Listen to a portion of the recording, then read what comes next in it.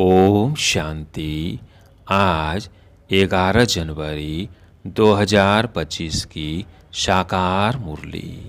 आज बाबा ने कहा, मीठे बच्चे, योग अग्नि के समान है जिसमें तुम्हारे पाप जल जाते हैं।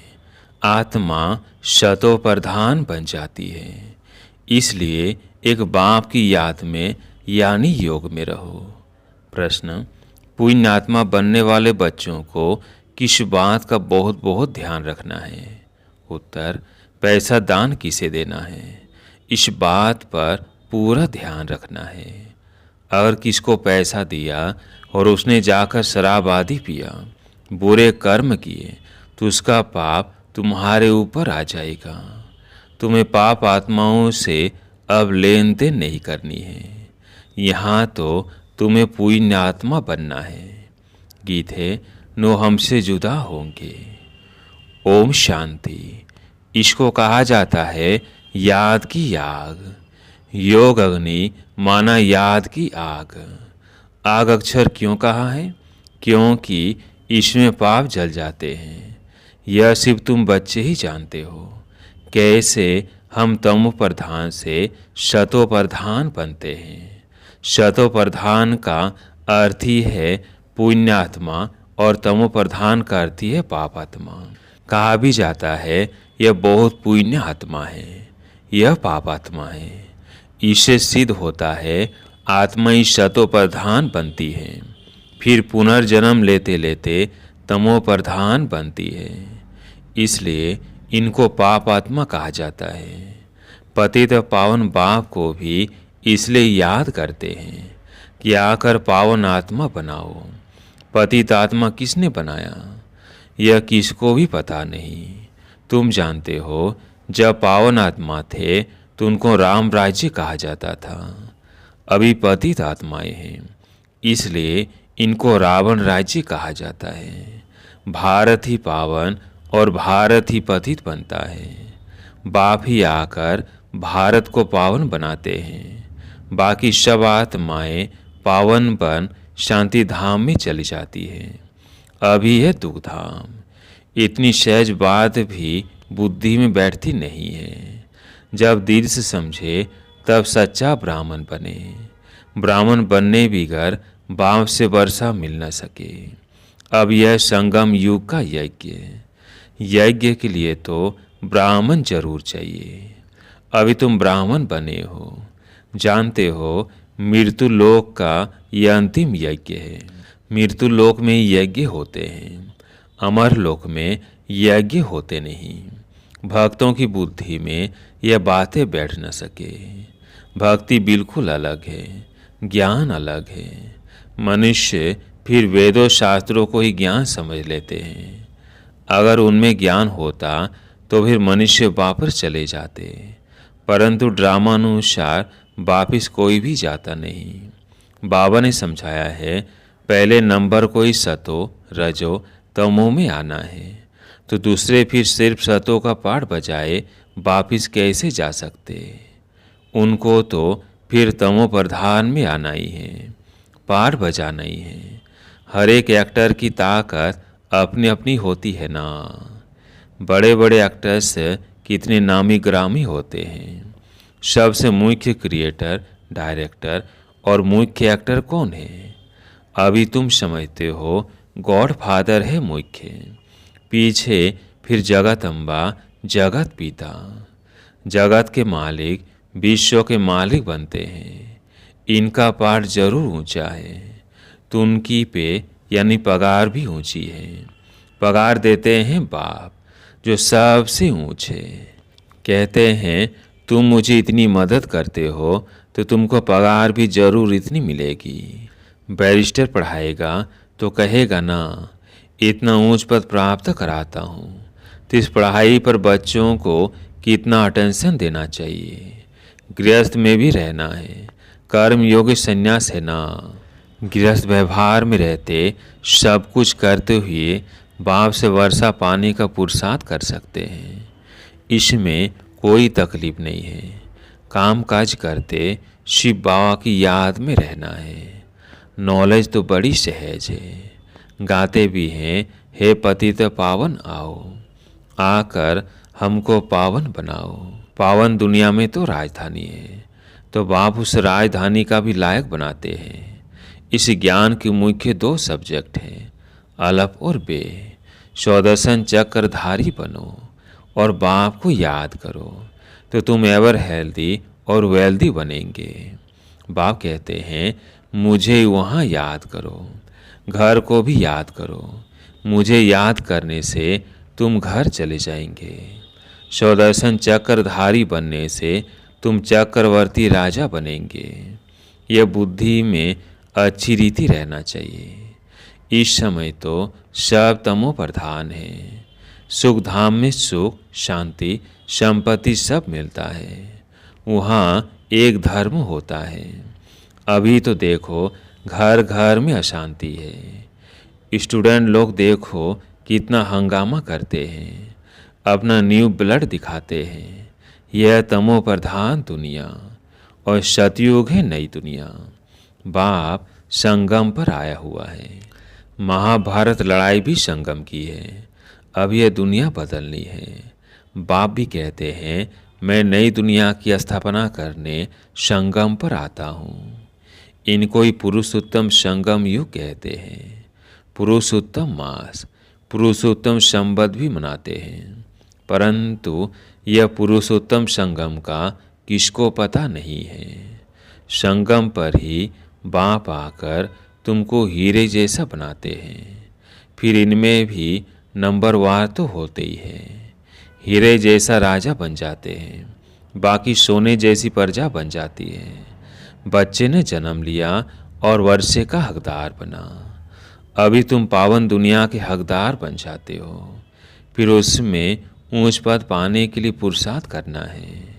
इस समय का तुम्हारा पुरुषार्थ कल्प कल्प का पुरुषार्थ होगा। समझा जाता है यह कल्प कल्प ऐसा ही पुरुषार्थ करेंगे। इनसे जास्ती पुरुषार्थ होगा ही नहीं। जन्म जन्मांतर कल्प कल्पांतर यह प्रजा में ही आएंगे। ये साहूकार प्रजा में दास दासियां बनेंगे। नंबरवार तो होते हैं ना। पढ़ाई के आधार से सब मालूम पड़ जाता है। बाबा झड़ बता सकते हैं। इस हालत में तुम्हारा कल शरीर छूट जाए तो क्या बनेंगे। दिन प्रतिदिन टाइम थोड़ा होता जाता है। और कोई शरीर छोड़ेंगे फिर तो पढ़ नहीं सकेंगे। हाँ, थोड़ा सी बुद्धि में आएगा। शिव बाबा को याद करेंगे। जैसे छोटे बच्चे को भी तुम याद कराते हो तो शिव बाबा कहता रहता है, तो उनका भी कुछ मिल सकता है। छोटा बच्चा तो महात्मा मिसाल है, विकारों का पता नहीं। जितना बड़ा होता जाएगा विकारों का असर होता जाएगा। क्रोध होगा, मोह होगा। अभी तुमको तो समझाया जाता है। इस दुनिया में इन आँखों से जो कुछ देखते हो उनसे ममत्व मिटा देना है। आत्मा जानती है यह तो सब कब्र दाखिल होने हैं। तमो प्रधान चीज़ें हैं। मनुष्य मरते हैं तो पुरानी चीज़ें करनी घोर को दे देते हैं। बाप तो फिर बेहद का करनी घोर है। धोबी भी है। तुमसे लेते क्या है और देते क्या है। तुम जो कुछ थोड़ा धन भी देते हो वो तो ख़त्म होना ही है। फिर भी बाप कहते हैं यह धन रखो अपने पास, सिर्फ इनसे ममत्व मिटा दो। हिसाब किताब बाप को देते रहो, फिर डायरेक्शन मिलते रहेंगे। तुम्हारा यह ककपन जो है यूनिवर्सिटी में और हॉस्पिटल में हेल्थ और वेल्थ के लिए लगा देते हैं। हॉस्पिटल होती है बीमार के लिए, यूनिवर्सिटी होती है पढ़ाने के लिए। यह तो कॉलेज और हॉस्पिटल दोनों इकट्ठी है। इनके लिए तो सिर्फ 3 पैर पृथ्वी के चाहिए बस। जिनके पास और कुछ नहीं है वो सिर्फ 3 पैर जमीन के दे देवे, उसमें क्लास लगा दे। 3 पैर पृथ्वी के वो तो सिर्फ बैठने की जगह हुई ना। आसन 3 पैर का ही होता है। 3 पैर पृथ्वी पर कोई भी आएगा, अच्छी रीति समझ कर जाएगा। कोई आया आसन पर बिठाया, और बाप का परिचय दिया। बैजेज भी बहुत बनवा रहे हैं सर्विस के लिए। यह बहुत सिंपल, चित्र भी अच्छे हैं, लिखत भी पूरी है। इनसे तुम्हारी बहुत सर्विस होगी। दिन प्रतिदिन जितनी आफतें आती रहेंगी तो मनुष्यों को ही वैराग्य आएगा और बाप को याद करने लग पड़ेंगे। हम आत्मा अविनाशी हैं, अपने अविनाशी बाप को याद करें। बाप खुद कहते हैं, मुझे याद करो तो तुम्हारे जन्म जन्मांतर के पाप उतर जाए। अपने को आत्मा समझ और बाप से पूरा लब रखना है। देवमान में ना आओ। हाँ, बाहर का प्यार भल बच्चों आदि से रखो, परंतु आत्मा का सच्चा प्यार रूहानी बाप से हो। उनकी याद से विकर्म विनाश होंगे। मित्र संबंधियों, बच्चों आदि को देखते हुए भी बुद्धि बाप की याद में लटकी रहे। तुम बच्चे जैसे याद की फांसी में लटके हुए हो। आत्मा को अपने बाप परमात्मा को ही याद करना है। बुद्धि ऊपर लटकी रहे। बाप का घर भी ऊपर है ना। मूल वतन, सूक्ष्म वतन और यह स्थूल वतन। अब फिर वापस जाना है। अब तुम्हारी मुसाफिरी पूरी हुई है। तुम अब मुसाफिरी से लौट रहे हो तो अपना घर कितना प्यारा लगता है। वो है बेहद का घर। वापिस अपने घर जाना है। मनुष्य भक्ति करते हैं घर जाने के लिए, परंतु ज्ञान पूरा नहीं है तो घर जा नहीं सकते। भगवान पास जाने के लिए अथवा निर्वाण धाम में जाने के लिए कितनी तीर्थ यात्राएं आदि करते हैं, मेहनत करते हैं। सन्यासी लोग सिर्फ शांति का रास्ता ही बताते हैं, सुखधाम को तो जानते ही नहीं। सुखधाम का रास्ता सिर्फ बाप ही बतलाते हैं। पहले जरूर निर्वाण धाम वानप्रस्थ में जाना है, जिसको ब्रह्मांड भी कहते हैं। वो फिर ब्रह्म को ईश्वर समझ बैठे हैं। हम आत्मा बिंदी है, हमारा रहने का स्थान है ब्रह्मांड। तुम्हारी भी पूजा तो होती है ना। अब बिंदी की पूजा क्या करेंगे? जब पूजा करते हैं तो शालिग्राम बनाए एक एक आत्मा को पूजते हैं। बिंदी की पूजा कैसे हो? इसलिए बड़े बड़े बनाते हैं। बाप को भी अपना शरीर तो है नहीं। यह बातें अभी तुम जानते हो। चित्रों में भी तुमको बड़ा रूप दिखाना पड़े। बिंदी से कैसे समझेंगे? यूँ बनाना चाहिए स्टार। ऐसे बहुत तिलक भी माताएं लगाती है, तैयार मिलते हैं सफ़ेद। आत्मा भी सफ़ेद होती है ना, स्टार मिसाल। यह भी एक निशानी है। भ्रिकुटी के बीच आत्मा रहती है, बाकी अर्थ का किसको पता भी नहीं है। यह बाप समझाते हैं, इतनी छोटी आत्मा में कितना ज्ञान है। इतने बॉम्ब शादी बनाते रहते हैं, वंडर है। आत्मा में इतना पाठ भरा हुआ है। यह बड़ी गूढ़ बातें हैं। इतनी छोटी आत्मा शरीर से कितना काम करती है। आत्मा अविनाशी है। उनका पाठ कभी विनाश नहीं होता है, न एक्ट बदलती है। अभी बहुत बड़ा झाड़ है। सतयुग में कितना छोटा झाड़ होता है, पुराना तो होता नहीं। मीठे छोटे झाड़ का कलम अभी लग रहा है। तुम पतित बने थे, अब फिर पावन बन रहे हो। छोटी सी आत्मा में कितना पाठ है। कुदरत यह है, अविनाशी पाठ चलता रहता है। यह कभी बंद नहीं होता। अविनाशी चीज़ है, उसमें अविनाशी पाठ भरा हुआ है। ये वंडर है ना। बाप समझाते हैं, बच्चे देही अभिमानी बनना है। अपने को आत्मा समझ बाप को याद करो। इसमें है मेहनत। जास्ती पाठ तुम्हारा है, बाबा का इतना पाठ नहीं जितना तुम्हारा। बाप कहते हैं, तुम स्वर्ग में सुखी बन जाते हो तो मैं विश्राम में बैठ जाता हूँ। हमारा कोई पाठ नहीं। इस समय इतनी सर्विस करता हूँ ना। यह नॉलेज इतनी वंडरफुल है। तुम्हारे सिवाय जरा भी कोई नहीं जानते हैं। बाप की याद में रहने बगैर धारणा भी नहीं होगी। खान पान आदि का भी फर्क पड़ने से धारणा में फर्क पड़ जाता है। इसमें प्योरिटी बड़ी अच्छी चाहिए। बाप को याद करना बहुत सहज है। बाप को याद करना है और वर्षा पाना है। इसलिए बाबा ने कहा था, तुम अपने पास भी चित्र रख दो। योग का और वर्षे का चित्र बनाओ तो नशा रहेगा। हम ब्राह्मण सो देवता बन रहे हैं, फिर हम देवता सो क्षत्रिय बनेंगे। ब्राह्मण है पुरुषोत्तम संगम योगी। तुम पुरुषोत्तम बनते हो ना। मनुष्यों को यह बातें बुद्धि में बिठाने के लिए कितनी मेहनत करनी पड़ती है। दिन प्रतिदिन जितना नॉलेज को समझते जाते हैं तो खुशी भी बढ़ेगी। तुम बच्चे जानते हो, बाबा हमारा बहुत कल्याण करते हैं। कल्प कल्प हमारी चढ़ती कला होती है। यहाँ रहते शरीर निर्वाह अर्थ भी सब कुछ करना पड़ता है। बुद्धि में रहे हम शिव बाबा के भंडारे से खाते हैं। शिव बाबा को याद करते रहेंगे तो कालकंटक सब दूर हो जाएंगे। फिर ये पुराना शरीर छोड़ चले जाएंगे। बच्चे समझते हैं बाबा कुछ भी लेते नहीं हैं, वह तो दाता है।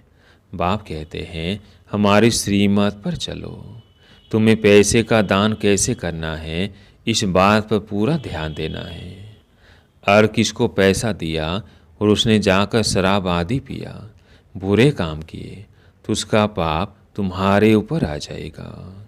पाप आत्माओं से लेन देन करते पाप आत्मा बन जाते हैं। कितना फर्क है। पाप आत्मा से लेन देन कर पाप आत्मा बन जाते हैं। यहाँ तो तुमको पुण्य आत्मा बनना है, इसलिए पाप आत्माओं से लेन देन नहीं करनी है। बाप कहते हैं कोई को भी दुख नहीं देना है, कोई में मोह नहीं रखना है। बाप भी शक्रीन बनकर आते हैं, पुराना काकपन लेते हैं, देते देखो कितना ब्याज है। बड़ा भारी ब्याज मिलता है। कितना भोला है, 2 मुट्ठी के बदले महल दे देते हैं। अच्छा, मीठे मीठे सिकिलधे बच्चों प्रति माता पिता बाप दादा का याद प्यार और गुड मॉर्निंग। रूहानी बाप की रूहानी बच्चों को नमस्ते। हम रूहानी बच्चों की रूहानी बाप दादा को याद प्यार गुड मॉर्निंग नमस्ते नमस्ते। धारणा के लिए मुख्य सार। पहला पॉइंट है, अब मुसाफिरी पूरी हुई, वापस घर जाना है। इसलिए इस पुरानी दुनिया से बेहद का वैराग्य रख बुद्धि योग बाप की याद में ऊपर लटकाना है। दूसरा पॉइंट है, संगम युग पर बाप ने जो यज्ञ रचा है, इस यज्ञ की संभाल करने के लिए सच्चा सच्चा पवित्र ब्राह्मण बनना है। काम काज करते बाप की याद में रहना है। आज प्यारे मीठे बाबा का वरदान, आदि रतन की स्मृति से अपने जीवन का मूल्य जानने वाले सदा समर्थ भव। आदि रतन की स्मृति से अपने जीवन का मूल्य जानने वाले सदा समर्थ भव।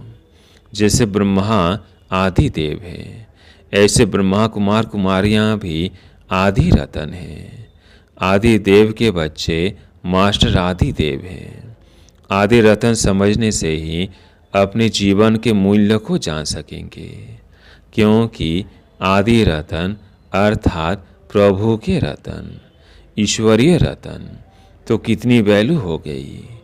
इसलिए सदा अपने को आदि देव के बच्चे मास्टर आदि देव आदि रतन समझकर हर कार्य करो तो समर्थ भव का वरदान मिल जाएगा।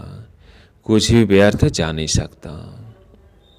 स्लोगन, ज्ञानी तो आत्मा वो है जो धोखा खाने से पहले परख कर स्वयं को बचा ले।